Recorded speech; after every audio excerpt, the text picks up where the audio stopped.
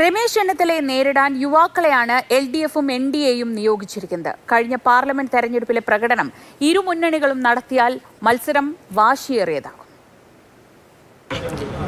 AYFിൻ്റെ സംസ്ഥാന സെക്രട്ടറി ജിസ്മോനാണ് ഹരിപ്പാട്ട് രമേശ് ചെന്നിത്തലയെ നേരിടുന്നത്.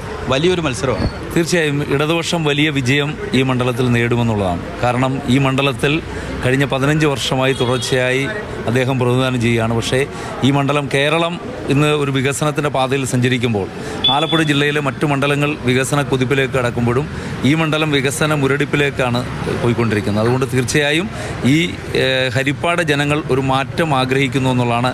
ആ മാറ്റത്തിൻ്റെ കാഹളം മുഴങ്ങിക്കൊണ്ടിരിക്കുക. ഈ ചിലരെങ്കിലും ആരോപണം ഉന്നയിക്കാറുണ്ട്, രമേശ് ചെന്നിത്തലയുമായിട്ടൊരു എന്തെങ്കിലും ഡീലിങ്സ് അല്ലെങ്കിൽ ഇത്ര ഒരു ശക്തനായ ഒരു സ്ഥാനാർത്ഥിയെ പലപ്പോഴും നടത്തുന്നത്. പക്ഷെ നമ്മൾ നോക്കുമ്പോൾ എപ്പോഴും AYFിൻ്റെ ഒക്കെ സംസ്ഥാന ഭാരവാഹി G കൃഷ്ണപ്രസാദ് ആയാലും P പ്രസാദ് ആയാലും ജിസ്മോനാണെങ്കിലും പിന്നെ എന്തുകൊണ്ടാണ് അങ്ങനെ ഒരു ആരോപണം ഉയരുന്നത്? ഇവിടെ ഇടതുപക്ഷം എപ്പോഴും ഇടതുപക്ഷത്തിൻ്റെ ഏറ്റവും പ്രധാനപ്പെട്ട നേതാക്കളെയാണ് ഇവിടെ മത്സരിപ്പിക്കാറുള്ളത്. സ്വാഭാവികമായിട്ടും കഴിഞ്ഞ പ്രാവശ്യം മത്സരിച്ചത് AVFിൻ്റെ സംസ്ഥാന പ്രസിഡൻ്റായിരുന്നു. അതിനു മുമ്പ് മത്സരിച്ചത് ഇപ്പോഴത്തെ കൃഷി വകുപ്പ് മന്ത്രി P പ്രസാദ് ആയിരുന്നു. അതിനു മുമ്പ് AVFിൻ്റെ സംസ്ഥാന പ്രസിഡന്റ് G കൃഷ്ണപ്രസാദ് ആയിരുന്നു.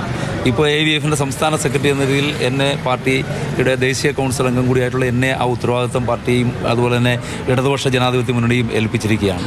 തീർച്ചയായും ഇത്തവണ ഒരു മാറ്റമുണ്ടാകും. വളരെ ശക്തമായ മത്സരത്തിലേക്കാണ് ഇവിടെ ഈ ഹരിപ്പാട് ഇപ്പോൾ പോയിക്കൊണ്ടിരിക്കുന്നത്. എല്ലാവിധമായ വിജയാശംസകൾ.